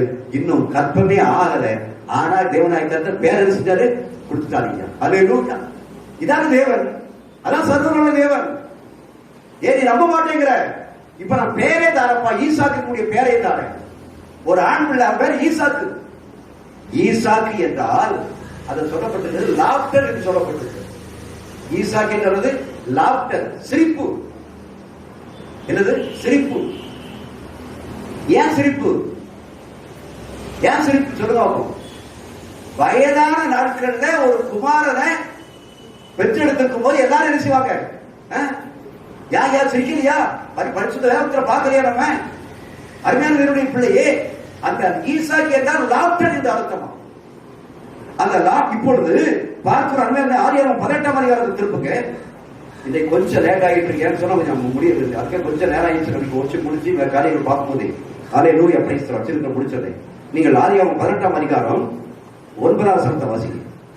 அவர்கள் அவனை நோக்கி, உன் மனைவி சாராள் எங்கே என்றார்கள். அதோ கூடாரத்தில் இருக்கிறாள் என்றான். அப்பொழுது அவர், தொடர்ந்து அப்படியே படிச்சு பாருங்க, படிச்சு பாருலாம். நீங்க இப்ப வீடியோ படிச்சுங்க. உன் மனைவி சாராள் எங்கே என்றார்கள், அதோ கூடாரத்தில் இருக்கிறாள் என்று சொன்னாள். அதுக்கடுத்த வாசிகள் வைப்போம். அப்பொழுது அவர், ஒரு உற்பவ காலத்திட்டத்தில் நிச்சயமாய் உன்னிடத்தில் திரும்ப வருவேன். அப்பொழுது மனைவியாகிய சாராளுக்கு குமாரன் இருப்பான் என்றார். சாராள் அவளுக்கு பின்புறமாய் கூடார வாசலில் இதை கேட்டுக் கொண்டிருந்தாள். ஆபிரகாமும் சாராளும் வயது சென்று இருந்தார்கள். வழிபாடு சாராளுக்கு போயிற்று. வாழ்க்கையை முடிஞ்சு போச்சு. வாழ்க்கையே முடிஞ்சு போச்சு. இதுக்கப்புறம் சிந்தித்து பார்ப்பதற்கு என்ன செய்யல நேரமே கிடையாது. எந்த டாக்டர் போனாலும் எல்லாருக்கும் ஒண்ணு என்ன செய்யாது முடியாது. ஒரு செஞ்சு ஆனால் பரம டாக்டர் ஒருவர் சிலர் இருக்கிறார். அவரால அடைபட்டதை நினைச்ச முடியும், திறக்க முடியும். மறித்த வயசை வாலிபன் அனுச முடியும், மாற்ற முடியும். சரி, அதான் சொல்றது. ஆபிரகாமா மாற்றினாரு, சாராள மாற்றினாரு சொல்லி ஈசாக்கு பிறப்புன்னு சொல்லியாச்சு. அதுக்கப்புறமே என்ன சொல்லலாம்? நாங்க வயசு இருந்தாச்சே, அவர் கிளவியாச்சே, எல்லாம் நின்று போச்சே. இன்னைக்கு நம்ம அப்படிதான் சொல்லுவோம், எல்லாம் முடிஞ்சு போச்சே, ஒரு காரியமே நடக்கிறதுக்கு வழியே இல்லையே, இப்ப எல்லாம் முடிஞ்சு போச்சு, எங்கதான் போனோம்? இன்னும் மண்ணுக்குள்ளதான் இருக்கு, போக வேண்டியிருக்கு, தற்கொலை தான் பண்ண வேண்டியிருக்கு, வேற வழியே இல்ல. எல்லாம் முடிந்து போய் என்று சொல்லாதே. அல்லேலூயா. உன்னை உருவாக்கிய தேவன் உனக்கு முன்பாக இருக்கிறார் என்பதை பார்த்துக்கொள். சர்வமுள்ள தேவன் உனக்கு முன்பாக இருக்கிறார் என்பதை பார்த்துக்கொள். எல்லாம் எனக்கு முடிந்து விட்டது என்று நீ சொல்லாதே. அவை தேவனாய கர்த்தர் உன்னை எல்லாவற்றையும் மாற்றி அமைக்கிற தேவன். ஹalleluya praise the Lord. அருமையான தேவனுடைய பிள்ளையே, அதைத்தான் நாங்க பார்க்கிறோம். அங்க சொல்லப்பட்டிருக்கிற வார்த்தையை பார்க்கிறோம். திருப்பி அதே வசனத்தை அதே நீங்க தொடர்ந்து வீட்டிலே படிச்சு பாருங்க. அதே நீங்க இப்ப 16வது வசனத்தை மட்டும் வாசிங்க. பின்பு அந்த புருஷன் எழுந்து அவ்விடம் விட்டு 14 கர்த்தராலே ஆகாத காரியம் உண்டோ? உற்பவ கால திட்டத்தில் உன்னிடத்துக்கு திரும்ப வருவேன். அப்பொழுது சாராளுக்கு ஒரு குமாரன் இருப்பான். ஹalleluya. அதே தூதன் சொல்லுகிறத பார்க்கிறோம். அருமையான தேவனுடைய பிள்ளையே, கர்த்தரால் ஆகாத காரியம் உண்டோ? நீ உன்னுடைய வார்த்தையே வாயிலே இருதயத்திலே உள்ளத்துல ஆழத்திலிருந்து இந்த வார்த்தையை நீ விசுவாசி. இந்த வார்த்தையை நீ அறிக்கை பண்ணு. ஆண்டவரே, நீ சர்வவல்லமையுள்ள தேவன், உம்மால் ஆகாத காரியம் ஒன்றுமில்லை. விசுவாசிக்கின்றாயா? சொல்லுகின்றாயா? தேவனுக்கு உத்தமமா இருக்கின்றாயா? அப்படி சொல்லிட்டு அவர் சொல்லும்போது சொல்றாரு, ஹalleluya praise the Lord. உற்பவ கால திட்டத்தில் எடுத்துட்டு திரும்ப வருவேன். அப்படி சாராளுக்கு ஒரு குமாரன் இருப்பான். கர்த்தர் தீர்மானித்ததுதான், அதை மாற்றவே முடியாது. ஆனால் நம்ம என்ன செஞ்சுட்டு இருக்கிறோம்? அது முடியாது. இது தேவனால் கூடுமோ? இது கர்த்தரால் செய்யுமோ? எனக்கு அன்றாட சாப்பிடுறதுக்கே வழி இல்லையே. எப்படி என் வீட்டு காரியங்களை, என் பிள்ளை காரியங்களை, என் கல்யாண காரியங்களை எல்லாம் எப்படி என்னால செய்ய முடியும்? என்கிட்ட ஒண்ணுமே இல்லையே. சொல்லாதே. தேவனுடைய வசனம் சொல்லுகிறது. நீ எதை பார்க்கின்றாய்? உன்னுடைய சரீரத்தையும் உன் கண்ணுக்கு முன்னாடி தோற்றத்தையும் பார்க்கின்றாய். ஆனால் உனக்கு முன்பாக ஒருவர் மறைந்து இருக்கின்றாரே, உன் இதயத்திலே தோன்றும் இருக்கிறாரே, அவரை என்ன செய்வதை பார்க்கவில்லை. கர்த்தரால் ஆகாத காரியம் உண்டோ? நிச்சயமாய் அங்கே சாராளுக்கு குழந்தை தேவைப்பட்டது. இன்றைக்கு உங்களுடைய வாழ்க்கையில் எது தேவையோ அந்த தேவையை நிச்சயமாக ஒரு உற்பத்திக்கான திட்டம் அப்படி என்று சொன்னால் அதனால் காலத்தை தேவனாய கர்த்தர் நேர்த்தியாய் செய்து முடிக்கிறவர். அந்த காலங்கள் வரும்போது அந்த காரியத்தை தேவனாய கர்த்தர் நிச்சயமாக செய்வார், செய்து முடிப்பார். புலம்பாதே, அழாதே, வேதனைப்படாத, ஒன்றுமில்லை என்று சொன்னாரே. எல்லாவற்றையும் உருவாக்கின ஒருவர் இருக்கிறார். ஹalleluya praise the Lord. அது மட்டுமல்ல, அருமையான திருவனை நீ பார்ப்பேன் என்று சொன்னால் அதே அதிகாரத்துல 17வது வசனத்தை வாசிங்க. அப்பொழுது கர்த்தர் ஆபிரகாம் பெரிய பலத்த ஜாதியாவதினாலும் அவனுக்குள் பூமியிலுள்ள சகல ஜாதிகளும் ஆசீர்வதிக்கப்படுவதினாலும் நான் செய்ய போகிறதை ஆபிரகாமுக்கு மறைப்பேன். அவன் தேவனுக்குள்பாய் உண்மை உத்தமனாய் இருந்ததனால எல்லாவற்றையும் வெளிப்படுத்தி சொல்லிவிட்டு திருப்பி சொல்றாரு. அப்பொழுது கர்த்தர் ஆபிரகாம் பெரிய ஜாதியானவனாலும் அவனுக்குள் பரிசுத்த சகல ஜாதிகளும் ஆஸ்வதிக்கப்படுவதினாலும் நான் செய்ய போகிறதை ஆபிரகாமுக்கு என்னெல்லாம் செய்வோம் வாழ்க்கையில செய்வது சொன்னாரோ சொல்லிட்டு நான் ஆபிரகாமின் சொன்ன மறைக்க மாட்டேங்க. இன்னைக்கு தேவனாய் கர்த்தர் உனக்கு மறைக்கவே மாட்டாரு. நீ தேவனுக்கு உண்மை உத்தவமா இருந்து நீ சர்வனுடைய தேவன் ஆண்டவரை உம்மால் ஆகாத காரியத்தை நான் உம்மைத்தான் நம்பி இருக்கிறேன். உலகத்தை பார்க்காத, உலகத்தினுடைய சொல்ற பேச்சை கேட்காத. நீ உனக்குள்ளே ஒரு கற்பத்தை உருவாக்கு. உனக்குள்ளே எப்படி ஒரு தாயின் கர்ப்பத்தை வைக்குள்ள ஒரு கனி கர்ப்பத்தில் குழந்தை உருவாது போல உனக்குள்ளே ஒரு குழந்தையை நீ ஆணா இருந்தாலும் சரி உனக்குள்ளே ஒன்றை உருவாக்கு. நீ பெண்ணா இருந்தாலும் சரி உனக்குள்ளே ஒன்றை உருவாக்கு. எதிர்காலத்தில் நடக்கப்படும் காரியத்தை சம்பவத்தை நினைத்துப்பா. அதை நிச்சயமா தேவனாய்க்கத்தை நடத்துவார். இதை நான் எடுத்துக்காட்டா ஒன்று சொல்லணும்னு சொன்னான். அருமையானவருடைய பிள்ளையை, நான் ஆக்சிடென்ட் ஆகி மறித்து ஆஸ்பத்திரியில் உயிருக்கு போராடி கொள்ளக்கூடிய நேரத்தில் அந்த காலகட்டத்தில் என்னுடைய மனைவி ஒரு அறிக்கை பண்ணினார். என்னுடைய கணவனுடைய கால் இழந்து விட்டிருந்த நிச்சயமாய் மான்களின் கால்களை போலாக அவர் வெளியே நடந்து வருவார். வெளியே நடந்து வந்து அது நிமித்தமாக என்னுடைய குடும்பம் என்ன ஆசீர்வதிக்கப்படும், ஐஸ்வர்யம் ஒரு வீட்டில் பெருகும் என்ற தேவனுடைய வாக்குத்தத்த வார்த்தைகள்லாம் ஆஸ்பத்திரியை கொடுத்திருக்கக்கூடிய அந்த வேலையை அது காரணம் தான் இருதயத்திலே ஒரு கற்பம் பறந்து கொண்டே இருந்தது. இதயத்தில் எதிர்காலம் எப்படி இருக்க வேண்டும் என்று விசுவாச அறிக்கை பண்ணி கொண்டிருந்தது. அந்த விசுவாச அறிக்கை பண்ண என் தேவனாகிய கர்த்தர் அவர் செய்தபடி இருந்தார், செய்து முடித்திருக்க கால் ஊனம்தான், கால் முடிவுதான். ஆனால் உடைய தேவனாகிய கர்த்தர் இதுவரைக்கும் உயிரோட வைத்து இருக்கிறாரே. இது அவர் கொடுத்த தரிசனம், அவர் கொடுக்கக்கூடிய வாக்கு. விசுவாசிக்கிறவன் பதறான். அருமையானவருடைய பிள்ளை, அது மட்டுமல்ல, இன்னொரு வார்த்தை சொல்லி முடிக்க விரும்புகின்றேன். அல்லேலூயா பிரைஸ் தி லார்ட். ஆதியாகமம் 21ஆம் அதிகாரம். அல்லேலூயா பிரைஸ் தி லார்ட். 1 வாசிங்க. ஆதியாகமம் 21:1. கர்த்தர் தாம் சொல்லியிருந்தபடி சாராள் பேரில் கடாட்சியானார். கர்த்தர் தாம் உரைத்தபடியே சாராளுக்கு செய்தார். அல்லேலூயா. கட்டுகிறேன் என்று சொன்ன தேவன் கட்டினாரா கட்டலையா? பிள்ளை தருவேன் என்று சொன்ன பிள்ளை கொடுத்தாரா கொடுக்கலையா?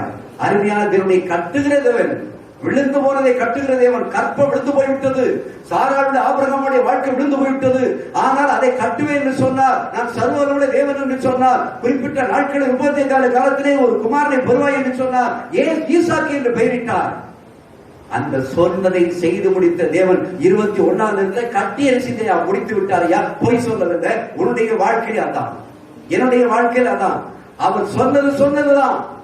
எதை சொன்னார்? தேவனுடைய வார்த்தை, வாக்குத்தத்த வார்த்தை, சொன்னதுதான். அங்கே பார்க்கிறோம், கர்த்தர் சொல்லி இருந்தபடியே சாராள் கடாட்சமானார்.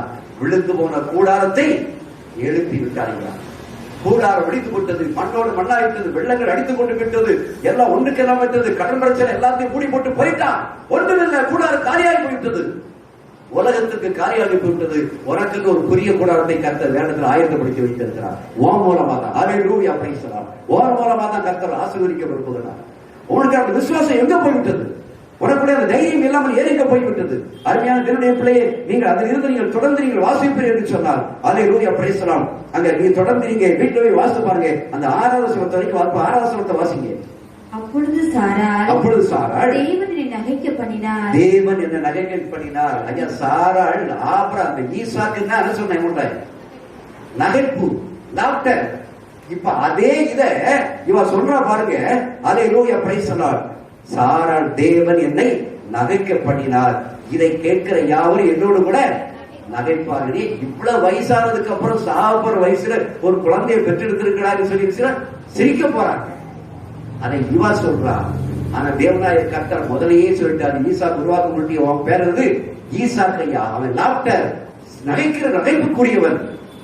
அவர் சொன்னவர் பெயர் மாற்ற பேர் மாற்றத்தில் மட்டுமல்ல, சரீரத்தையும் மாற்றி பிள்ளைகளுடைய வாழ்க்கையை மாற்றி தேவனாய கர்த்தர் ஒரு சந்ததி அனுப்பித்தார். அங்கே உருவாக்குற பார்ப்போம். ஆகிய இழந்து போனதை தேவனாய கர்த்தர் கொடுக்கிறவராக இருக்கிறார். ஏன்னு சொன்னார். ஏன் சொல்றா? வயசான காலத்துக்கு இப்படி ஆகி போச்சு சொல்றா, நகைப்பார்கள் சொல்றா. இதுதான் நம்ம 1 நாளாகவும் ஹல்லேலூயா 9வது அதிகாரத்துல பார்ப்போம் சொன்னால், அங்கு யாபேசுடைய தாய் என்ன செய்றார்? நான் துக்கத்தோடு பெற்றதுனால என் பிள்ளைக்கு என்ன பேர் கொடுக்கிறேன்? யாபேஸ் என்னது? துக்கம். அவன் அப்படி பேர் கொடுத்தான். நான் துக்கத்தோடு பெற்றதுனால என் பிள்ளைக்கு துக்கம்னு பேர் கொடுக்கிறேன் அப்படின்னா. ஆனா இவன் இப்படி வீட்டு ஆண்டவரே பேர் கொடுத்துட்டாரு. நீ என்ன சொல்ற? வாழ்க்கை பூரா எப்படி மாறப்போகுது? செழிப்பா மாறப்போகுது, நகைப்பா மாறப்போகுது, செழிப்பா மாறப்போகுது, ஆசீர்வாதமாக மாறப்போகுது. கர்த்தர் இன்றைக்கும் நம்ம ஒவ்வொருவரையும் பார்த்து அதைத்தான் சொல்லுகிறார். தேவனுடைய பிள்ளையும் ஆகிய அப்படியே முழங்கல் பண்ணிடுங்கள். அப்படி உட்கார்ந்த இடத்துல அப்படியே கண்களை மூடுங்கள். ஹல்லேலூயா பிரைஸ் தி லார்ட். அருமையான தேவனுடைய பிள்ளையே, நீ உன்னுடைய வாழ்க்கையை குறித்து விழுந்து போன கூடாரத்தை திரும்பவும் அவர் எழுப்பி கட்டுகிற தேவன். என்ன கூடாரம்? கூடாரம் என்று சொன்னார், உன்னுடைய வாழ்க்கையை வைத்துக்கொள், உன்னுடைய தொழிலை வைத்துக்கொள். உன் குடும்பத்திலே காணக்கூடிய காரியங்கள் எத்தனையோ முயற்சி எடுத்தேன், ஆனா எல்லாம் விழுந்து போய்விட்டது, எல்லாம் தவறி போய்விட்டது, எல்லாம் கடந்து போய்விட்டது. இனி என்ன செய்வேன்? என்ற ஏக்கங்கள் உனக்கு தேவை. தேவனாய் கர்த்தர் உனக்கு சொல்லி இருக்கிறார். எதுல விழுந்து போய் உட்கார்ந்து இருக்கிறாயோ, எதுல ஒரு எந்திரிக்க முடியாம இருக்கிறாயோ, எதுல மனமடிவாய் இருக்கிறாயோ, அதை நீ தேவனுக்கு முன்பாக உண்மையும் உத்தமனாய் நீ நடப்பாய் என்று சொன்னார். என் தேவனாய கர்த்தர் சொல்லுகிறார், நான் உன்னை திரும்பி எழுப்பி கட்டுவேன். உன் தொழிலை திரும்பி நான் ஆசீர்வதிப்பேன். உன்னுடைய வீட்டு காரியங்கள் எல்லாவற்றையும் செழிப்பாய் செய்து முடிப்பேன். உன்னுடைய மகனாய் இருந்தாலும் சரி, மகனாய் இருந்தாலும் சரி, நீ எனக்கு முன்பாக உத்தமனாய் நடப்பாய் என்று சொன்னார். என்னையே நம்பிக்கொண்டிருப்பாய் என்று சொன்னார். ஆபிரகாமுக்கு செய்ததை நான் உனக்கு செய்யாமல் இருப்பேனோ? சாராளுக்கு செய்ததை நான் உனக்கு செய்யாமல் இருப்பேனோ? அருமையான என்னுடைய பிள்ளையோ கேள்விகளை கேட்கின்றார். நீ நீ சொல்லுகிறாயே ஆபிரகாமினுடைய தகப்பன் என்று சொல்லுகின்றாயே, அந்த ஆபிரகாமுக்கு செய்ததை நான் உனக்கு செய்ய மாட்டேனா? அந்த சாராளுக்கு செய்ததை உனக்கு செய்ய மாட்டேனா? விசுவாசித்தால் என்னுடைய மகிமையை காண்பாய். அருமையான தேவனுடைய பிள்ளையே, நீ பயப்பட வேண்டியதில்லை, கலங்க வேண்டிய அவசியம் இல்லை. எல்லாவற்றையும் இழந்து தவிக்கிறேன் சொன்னாத இன்னைக்கு இந்த சத்தியத்தை நீ உறுதியா மன நினைச்சு அறிக்கை பண்ணு. ஆண்டவரே, நீ விழுந்து போன கூடாரத்தை திருப்பி எழுப்பி கட்டுகிறவர் அல்லவா? தாவீதின் கூடாரம் விழுந்து போயிருந்தது. என் தேவனாய கர்த்தர் தாவீதின் கூடாரத்தை திருப்பி எழுந்தார், கட்டினார், அவர் எழுப்பினார், அந்த இஸ்ரவேலை ஆசீர்வதித்தார், கானான் தேசத்தை வீசினார், கொண்டு போனார். உன்னையும் என்னையும் தேவனாய கர்த்தர் கானான் தேசத்துக்குள்ளே பிரவேசிக்க வரைக்கும் உன்னை என்னை விடமாட்டார் என்பதை நான் விசுவாசிக்கின்றேன். நீ எத்தனை நேரம் விழுந்து போனாலும் சரி, உன்னுடைய வீழ்ச்சியில் இருந்து மனம் திரும்ப வேண்டும். உன்னுடைய காரியத்திலிருந்து மனம் திரும்ப விரும்பு. நிச்சயமாய் சர்வ வல்லமுள்ள தேவன், நான் சொன்ன நான் சர்வ வல்லமுள்ள தேவன் என்று சொன்னாரே, அந்த தேவனால் எல்லாம், தேவனால் ஆகாத காரியம் உண்டோ? ஒன்றுமில்லை. என்னை விசுவாசி, என் வார்த்தை விசுவாசி. நான் உன் கூடாரத்தை, உன்னுடைய வாழ்க்கையை, உன் குடும்பத்தை, உன்னுடைய தொழிலை, உன்னுடைய குடும்ப காரியங்களை நான் திருப்பி எழுப்பி கட்ட போறேன். நீ எனக்கு உறுதுணையாக இருப்பாயா? அவர் கட்டுகிற தேவன். நீ சும்மா இருந்தா போதுங்க, நீ உண்மையா இருந்தா போதும், உத்தமனா இருந்தா போதும், அவருக்கு விட்டு கொடுத்தா போதும், அவரே கட்டி போய்வாரு. கர்த்தர் வீட்டை கட்டுகிறவன். மறந்து விடாத, இந்த சந்தர்ப்பத்தை விட்டுறாத. நீ அறிக்கை பண்ணு. உன்னுடைய வாழ்க்கையில் ஒரு பெரிய மாற்றம் ஏற்பட போகிறது. உன் வாழ்க்கையில் ஒரு பெரிய ஆசீர்வாதம் ஏற்பட போகிறது. கர்த்தரால் ஆகாத காரியம் ஒன்றுமில்லை, எல்லாம் அவரால் கூடும் என்று விசுவாசிக்கிறவன் பகதான். என் அன்பு தெய்வமே, இந்த அருமையான இந்த மத்தியான விடைக்காக உங்களுக்கு நன்றி செலுத்த மாட்டதே. இந்த நாளில் மெய்யாகவே நீ எங்களோடு பேசினீரப்பா. ஆண்டவரே, அந்த கடந்த நாட்கள் 35 நைட்ல ஆண்டவரே, மறுநாளுக்கு என்ன செய்யலாம்னு சொல்லி, என்ன வார்த்தையை தரப்போறன்னு சொல்லி ஆண்டவர் இடத்தில் கேட்கின்ற பொழுது, ஆண்டவரே, பழைய ஏற்பாட்டு காரியங்களை நிலைப்படுத்தினீர், புதிய ஏற்பாட்டை நிலைப்படுத்தினீர். ஆனால் அப்போஸ்தலரை வந்து நிறுத்தி விட்டீர். அப்போஸ்தலர் நிறுத்தி ஆண்டவரே என்ன செய்து என்னப்பா அப்படின்னு சொல்லி கேட்கின்ற பொழுது 15ஆம் அதிகாரத்தில் 15 வசனத்துக்கு மேல வாசி என்று சொன்னார். 15க்கு மேல வாசித்து 16, 17 தேவனாய் கர்த்தர் கண்களை திறந்தார். இந்த மாதம் கொடுக்கப்பட்ட வாக்கு தத்தத்தை இனி விசுவாசிப்பாய் என்று சொன்னார். இன்றைய தினத்திலே கொடுக்கப்பட்ட தேவனுடைய வார்த்தையை விசுவாசிப்பு என்று சொன்னால் உன்னுடைய வாழ்க்கையில் பெரிய அற்புதத்தை செய்ய வைக்கிறார். ஆண்டவரே, உமக்கு நான் நன்றி செலுத்துறோம். ஆண்டவரே, நீ அப்படி செய்ய போவதற்காக சோத்திரம். விழுந்து போன கூடாரங்களை எல்லாவற்றையும், ஆண்டவரே, வாழ்க்கை எல்லாவற்றையும், தொழில்கள் எல்லாவற்றையும், எல்லா காரியங்களையும் நீ திருப்பி எழுப்பி கட்டப்படுறதுக்காக உமக்கு சோத்திரம். நீ கட்டுகிற தேவன் சொல்லி அதற்காக நன்றி செலுத்துறோம். சபையாரை உடைய கருத்தை ஒப்புக் கொடுக்கிறோம்ப்பா. நீங்க கட்டுங்கப்பா. அதற்கு இந்த பிள்ளைகள் விட்டு கொடுக்க மாட்டவரே, நான் கட்டுவேன், நான் கட்டுவேன் என்று சொன்னாங்க. ஆண்டவரே, என் தேவன் கட்டட்டு விட்டு கொடுக்கும் மனப்பான்மை கொடுங்கப்பா. ஆண்டவரே, அப்பா சோத்திரம். ஆண்டவரே, ஆண்டவரை விளைய செய்கிறவர் நீர் அல்லவா, விளைய செய்கிறவர் நீர் அல்லவா, காரியத்தை வாய்க்கப்படுகிற நீர் அல்லவா. அப்படியே நீ செய்யும்படியாக உடைய கருத்தை ஒப்புக் கொடுக்கிறோம். தொடர்ந்து இடைப்படுத்த ஆசீர்வதிங்க. இயேசுவின் நாமத்தில் ஜெபிக்கிறோம். ஆமென், ஆமென்.